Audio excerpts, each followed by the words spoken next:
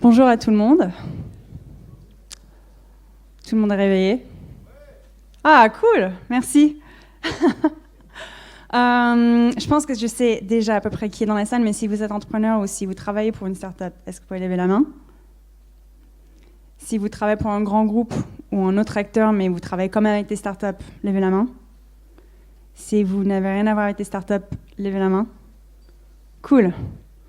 Et sinon, si vous avez déjà entendu parler de Station F, anciennement appelée Adfraisciné ou Mine Startup, levez la main.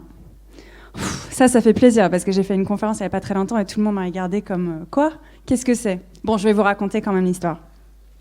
Donc, avant de commencer, je vais me présenter rapidement. Donc, moi, je m'appelle Roxane. Aujourd'hui, je suis la directrice de Station F, qui sera le futur plus grand campus de start-up au monde, qui est un projet de Xavier Niel. J'imagine que je n'ai pas besoin de présenter Xavier Niel. Kima Venture, 42, Iliad, Free, tout le monde connaît, c'est bon? Ok, super. Donc, Xavier, en fait, est la personne derrière ce projet. Qu'on présentait avant comme un incubateur de start-up, aujourd'hui on présente ça plus comme un campus et vous allez comprendre pourquoi. Avant de faire ce projet, j'ai fait plein d'autres choses. Je viens de San Francisco, donc si vous entendez mon accent, c'est normal. J'ai fait TechCrunch France, j'ai fait Microsoft Venture, j'ai vécu à San Francisco, à Londres, maintenant à Paris. Donc voilà, je me baigne dans l'écosystème start-up depuis plusieurs années. Donc, je vais vous raconter 10 choses que vous ne savez pas à propos de Station F. On va commencer avec facts et figures. Donc, vous avez déjà probablement entendu parler de la taille de notre espace. Sinon, ça fait 34 000 m². Les 1000 startups, tout le monde a peut-être entendu parler. Donc, on va imaginer 1000 startups, voire plus, sur le site. Il y a plein d'autres chiffres, en fait. On a des espaces dans tous les sens. Il y a un investissement gigantesque qui a été mis dans ce projet.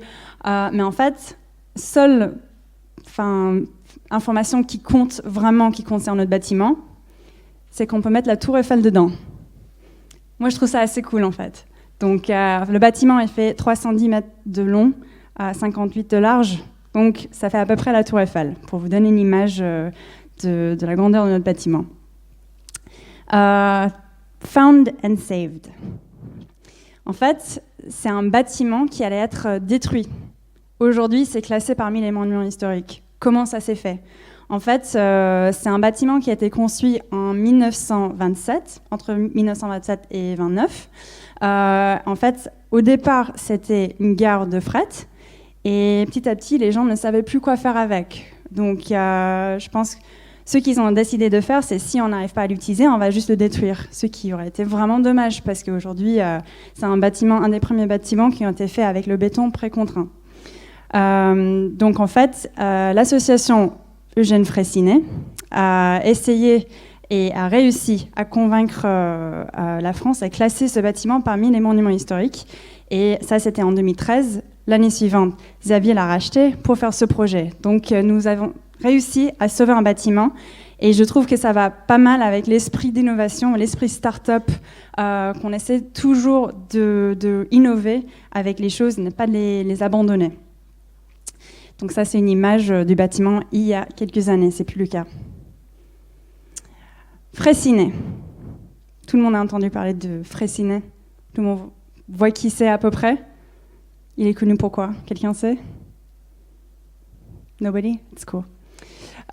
Qui est Eugène Fraissinet? En fait, c'est aussi un entrepreneur de sa génération, son époque, qui a, en fait, c'est le père du béton précontrainte qui est encore utilisé aujourd'hui. Je ne peux pas vous raconter tous les détails techniques parce que je ne suis pas spécialiste de l'ingénierie civile, mais il a posé le brevet pour ce type de béton en 1928 et c'est un des bâtiments original qui utilise ce type de construction. Donc c'est pour ça que ça a été classé.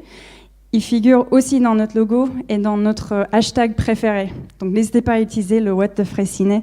C'est devenu quelque chose que nous, on adore chez Station F. From the beginning to the future, donc c'est un bâtiment qui date pas mal. À la base, c'était une gare de fret, gare de messagerie. Il y avait aussi des défilés de mode. Certaines personnes ont même été là. Je pense que Hollande, avant d'être élu président, il a fait un événement aussi sur ce qui était avant Alfred Ciné, aujourd'hui Station F. Aujourd'hui, c'est un chantier. On termine les travaux dans les prochains mois. Et on imagine que d'ici 15-20 ans, il va y avoir des startups de dingue qui vont sortir de notre espace. Donc on peut imaginer plein de choses qui vont se passer à l'intérieur. What the F. Station F. Tout le monde me demande pourquoi ce nom. Donc forcément, on est allé tester quand même Alfred Ciné sur les étrangers. Ça n'a pas trop marché. Les gens, ils n'arrivaient pas à prononcer Freycinet, surtout les Américains de mon pays. Donc on a dit, on va quand même garder l'esprit du bâtiment. C'était avant une station, une gare, donc on est resté sur le concept de station. On dit aujourd'hui, c'est train station turned workstation, donc d'où le station. Peut-être un jour, un space station, on n'en sait rien. Et le F, en fait, on ne pouvait pas décider. Est-ce que c'est pour les fondateurs, pour la France, pour Freycinet? Bon, on a dit, c'est à vous de décider. Pourquoi pas aussi Fabulous? Je pense que c'est quelqu'un de mon équipe qui a trouvé ça rigolo. Et sinon, quand on a commencé à communiquer, on a demandé aussi aux gens de nous dire c'est quoi leur mot qui commence avec F, mot préféré qui commence avec cette lettre. Et les gens ne pouvaient pas décider. Donc, ils ont envoyé plein de choses. Donc, n'hésitez pas aussi à rebondir. Je pense qu'on avait plusieurs centaines de réponses de mots qui commençaient avec la lettre F. Il y avait d'autres options de nom aussi, donc c'était pas que Station F. Donc on a hésité sur The Great Engine et aussi Terminal F. Donc qui préfère Station F? Levez la main. Ça c'est cool, merci. Donc Founders, c'est la raison pour laquelle on existe. On n'a pas encore lancé les candidatures. Tout le monde me pose cette question. Ça sera lancé d'ici la fin de l'année pour les gens qui souhaitent postuler. Mais depuis le mois de juin, en fait, on a quelque chose sur notre site qui permet aux startups intéressées de nous dire qu'elles existent et qu'elles sont intéressées, qu'elles souhaitent, en gros, pré-candidater pour notre site. On a reçu plusieurs centaines, plus de 600 startups qui nous ont contactés en moins de 3 mois. Donc, quand les gens me demandent est-ce qu'on va avoir du mal à trouver 1000 startups, je crois vraiment pas. Donc, n'hésitez pas, si ça vous intéresse, vous pouvez déjà nous dire que vous êtes intéressé sur notre site. Flatmates. Je ne sais pas si vous avez entendu parler de ce petit problème, mais en fait, on estimait qu'on n'avait pas assez de place, en fait. 34 000 m², ça nous semblait un peu petit. Donc, on a décidé d'acheter un terrain et de construire aussi des logements qui vont avec notre site. Ça serait lancé en 2018. C'est des appartements à Ivry-sur-Seine, donc à peu près 10 minutes de notre site, notre campus. Et c'est pour 600 entrepreneurs. Donc en fait, il y aura des logements pour les gens qui vont travailler. On va faire espace de travail et espace de vie à la fois. Friends and Fun. Ça, c'est la partie que je préfère le plus. Est-ce que vous savez pourquoi Xavier a décidé de faire ce projet? Est-ce que c'était parce qu'il y avait 250 millions en trop? Est-ce que c'est parce qu'il est fan de train? Est-ce que c'est parce que c'est le fils caché de Eugène Freycinet? Peut-être c'est une autre raison? Première raison plutôt? Non, je rigole. C'est en fait parce que Xavier estimait qu'on avait plein de bons acteurs dans l'écosystème, mais qui étaient trop petits. Donc quand les gens se déplaçaient en Europe, ils allaient tous à Londres pour voir le Google Campus ou des acteurs assez importants, ou ils allaient à Berlin pour voir The Factory. C'est des sites assez gros, mais quand même qui font même pas la moitié de ce qu'on est en train de faire là. Donc ils voulaient faire un site emblématique pour tout l'écosystème. L'objectif, ce n'était pas du tout de recréer un incubateur, parce qu'il y en a beaucoup qui existent déjà et qui font très bien le boulot, mais ils voulaient plutôt regrouper plein d'acteurs et de créer quelque chose d'emblématique et de fédérateur pour l'écosystème en France. Friends. Donc, nous avons beaucoup de gens qui nous aident sur le chantier aujourd'hui.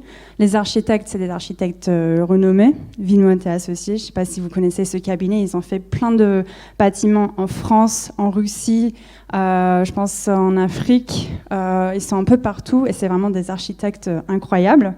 Travailler sur un monument historique, ce n'est pas un projet évident non plus. Redman qui nous accompagne à gérer les 30 entreprises ou les acteurs différents qui interviennent sur le chantier. Moi, je découvre ce milieu, je ne connaissais pas du tout avant. Et on a plusieurs centaines d'ouvriers, même au mois d'août. Juste pour vous donner un exemple, quand tout le monde part en vacances, nous, on a quand même 200 ouvriers sur notre site. Donc ça, c'est quand même incroyable pour moi de voir qu'il y a des ouvriers qui continuent au mois d'août. Et ça, c'est notre petite équipe. Donc aujourd'hui, on est 10, 13 si on compte les stagiaires. Et on travaille sur plein de différents sujets, enfin tous les sujets du bâtiment jusqu'à la sélection des startups, à la communication. C'est une équipe en fait assez jeune. Je pense que je dois faire partie des personnes plus âgées dans l'équipe. Équipe très mixte. Je pense on a la moitié ou plus que la moitié qui sont des femmes. Presque tout le monde vient d'un pays différent ou à double nationalité. On a des passeports dans tous les sens. Mais la chose qui était le plus importante dans le recrutement, c'est la connaissance du milieu startup. Donc les gens me demandent souvent pourquoi il n'y a pas des personnes plus expérimentées dans l'équipe. C'est pas parce que je suis contre les gens expérimentés, mais c'était plus les gens qui connaissaient le milieu startup, qui avaient un esprit startup et qui avaient déjà travaillé sur les projets. Donc là, on a des gens qui ont travaillé chez Numa, qui ont monté de Founder Forum, qui ont travaillé sur le web, donc qui ont bossé dans les startups à Tokyo, à San Francisco. Donc vraiment, je pense que l'équipe est très très solide. Super, on arrive vers la fin. Donc je vais quand même vous montrer les photos les plus récentes. Donc ça, c'est le parvis ou l'entrée du site. Ça ressemble à ça aujourd'hui. Donc si vous vous rendez sur place, vous allez voir exactement la même chose. À l'intérieur, donc en fait, on a coupé le bâtiment, qui est un bâtiment rectangulaire en 3 zones. Ça, c'est la partie au fond qui doit faire un tiers du bâtiment. C'est le restaurant. Il y a 1000 places. C'est un restaurant gigantesque avec 4 offres de cuisine et un bar. Et il y a 2 wagons de train permanents pour faire un petit rappel sur l'origine du lieu. Et là, ça serait les espaces qu'on pourrait réserver pour des événements ou autres. Ça, c'est un espace qui montre un petit peu les différents étages. Donc, c'est pas que le rez-de-chaussée, on a plusieurs étages. En fait, la partie centrale est complètement vide et on a des bureaux sur les 2 côtés.